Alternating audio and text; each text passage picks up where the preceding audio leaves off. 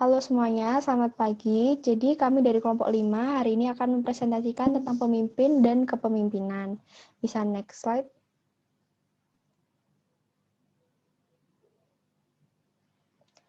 Untuk mempersingkat waktu, ini nama anggota dari kelompok kami. Next. Untuk pendahuluan, jadi pemimpin ini memiliki peran serta yang sangat penting dalam suatu kelompok. Gaya dan proses kepemimpinan juga menentukan tercapainya tujuan kelompok tersebut. Seorang pemimpin boleh saja berprestasi yang tinggi, tetapi itu tidak memadai apabila ia tidak berhasil menumbuhkan dan mengembangkan segalanya dalam diri untuk para bawahannya. Kepemimpinan juga mempunyai kemampuan untuk mempengaruhi dan memotivasi orang lain untuk melakukan sesuatu sesuai tujuan bersama. Nantinya kepemimpinan itu meliputi proses mempengaruhi, memotivasi, juga mempengaruhinya untuk memperbaiki kelompok dan budayanya. Next. Selanjutnya saya akan menjelaskan tentang definisi, pengertian, arti kata pemimpin dan kepemimpinan. Secara etimologi, pemimpin dan kepemimpinan berasal dari kata pimpin, kemudian dengan penambahan imbuhan baru berubah menjadi pemimpin atau leader dan kepemimpinan atau leadership. Menurut pengertian pemimpin dan kepemimpinan menurut Alan, yaitu kepemimpinan adalah proses seorang menggunakan pengaruh kemasyarakatannya terhadap para anggota suatu kelompok lainnya. Sedangkan pemimpin adalah orang dengan daya kekuatannya terhadap orang lain melakukan wewenang untuk tujuan mempengaruhi tata laku mereka. Sedangkan menurut Kartini Kartono, pemimpin adalah seorang pribadi yang memiliki kecakapan dan kelebihan, khususnya kecakapan kelebihan di suatu bidang sehingga mampu mempengaruhi orang lain untuk bersama-sama melakukan aktivitas tertentu dengan pencapaian satu atau beberapa tujuan. Sedangkan kepemimpinan itu sifatnya spesifik, khas, diperlukan bagi satu situasi khusus yang harus sesuai dan bisa diterima oleh kelompoknya, juga bersangkutan serta pas dengan situasi zamannya. Next. Dari pendapat para ahli tersebut dapat disimpulkan bahwa pemimpin adalah seorang yang mampu mempengaruhi orang lain untuk mencapai suatu tujuan tertentu. Sedangkan kepemimpinan adalah suatu proses yang mengarahkan dan mempengaruhi serta melibatkan atau menggerakkan orang lain atau juga kelompok untuk mencapai tujuan seorang atau kelompok dalam situasi tertentu. Next. Selanjutnya mengenai konsep influence atau pengaruh dalam kepemimpinan. Dalam kepemimpinan tentu saja berkaitan dengan sesuatu untuk mempengaruhi orang lain. Pengaruh atau influence sendiri itu kemampuan kita untuk membuat orang lain bertindak. Saat kita mengubah cara berpikir mereka atau meyakinkannya, itu merupakan salah satu bentuk dari pengaruh tersebut. Next slide. Namun, pengaruh juga dapat disalahgunakan. Misalnya, pemimpin itu cenderung berfokus pada otoritas, terus kekuasaan, juga hal-hal yang negatif yang membuat dampak negatif untuk sekitarnya.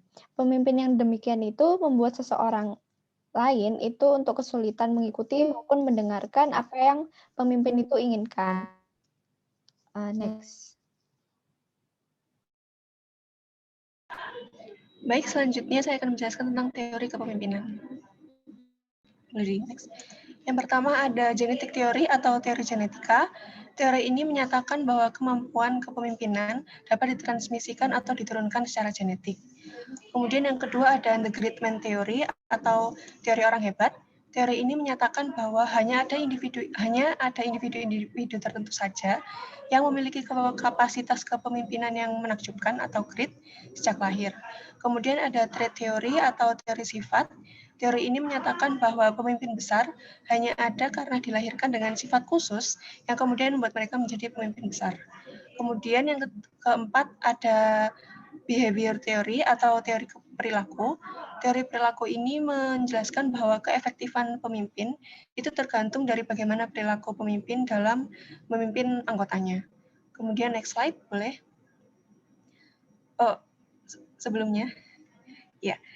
Selanjutnya ada contingency teori atau situational teori. Teori ini menjelaskan bahwa pemimpin yang efektif adalah pemimpin yang mampu beradaptasi dengan situasi yang berbeda. Kemudian ada teori path goal atau teori jalur tujuan. Teori ini menjelaskan bahwa pemimpin perlu membantu atau memotivasi pengikutnya demi mencapai tujuan yang tertentu. Berdasarkan teori ini juga muncul teori baru pada akhir tahun 1970-an, yaitu teori kepemimpinan transaksional, yang artinya adalah teori ini menjelaskan bahwa untuk memotivasi pengikutnya melalui transaksi sesuai kepentingan kedua belah pihak atau pemimpin dan pengikutnya. Kemudian ada transformational theory. Teori ini menjelaskan bahwa bagaimana pemimpin meningkatkan sumber daya dari pengikutnya. Kemudian yang terakhir ada teori skill, yaitu teori ini menjelaskan bahwa skill, pengetahuan, kemampuan, dan keahlian sangat diperlukan dalam menjadi pemimpin yang efektif. Selanjutnya, boleh? Selanjutnya adalah tipe dan gaya kepemimpinan. Secara sederhana, arti kepemimpinan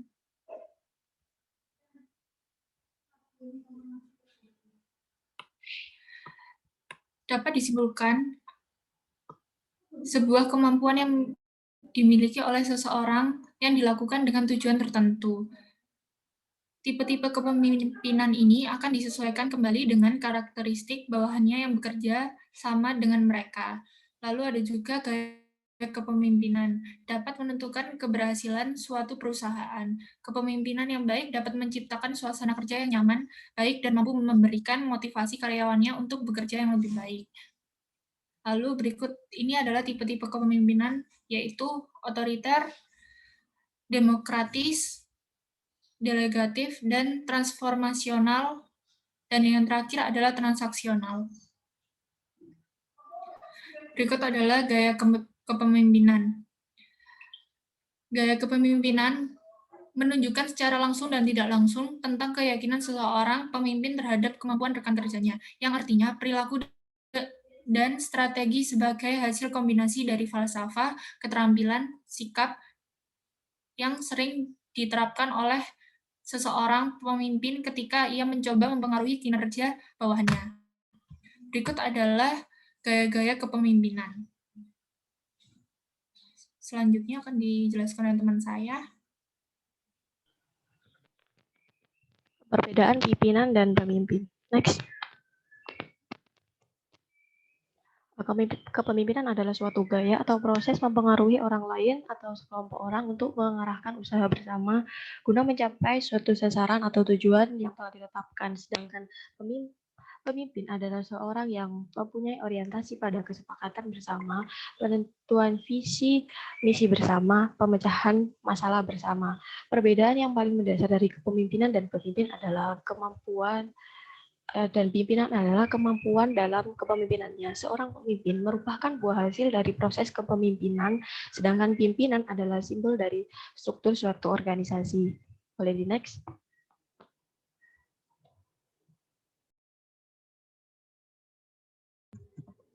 How to be a good leader atau cara menjadi pemimpin yang baik. Pemimpin yang baik adalah seorang orang yang akan memimpin sebuah tim atau kelompok untuk bekerja menuju satu tujuan yang sama. Kualitas kepemimpinan yang dimilikinya mampu memotivasi anggota timnya untuk bekerja secara maksimal, efektif, dan efisien. Dan ini ada beberapa tips untuk menjadi pemimpin yang baik. Pemimpin yang baik akan menginspirasi orang lain untuk melakukan tindakan. Pemimpin yang baik menciptakan lingkungan positif untuk sukses. Pemimpin yang baik membuat keputusan tepat waktu. Pemimpin yang baik mengetahui organisasi dari bawah sampai ke atas. Pemimpin yang baik berkomunikasi dengan jelas dengan karyawan atau bawahannya. Yang terakhir ada kesimpulan, yaitu pemimpin adalah jika seseorang mampu mempengaruhi orang lain untuk mencapai suatu tujuan tertentu. Sedangkan kepemimpinan adalah suatu proses yang mengarahkan dan memengaruhi serta melibatkan atau menggerakkan orang lain atau kelompok orang untuk mencapai tujuan seseorang atau kelompok dalam situasi tertentu. Dan ini ada daftar pustaka ya dari PPT dan makalah kami. Mungkin sekian dari kelompok kami. Mohon maaf bila ada kesalahan. Boleh ditutup slide-nya. Terima kasih.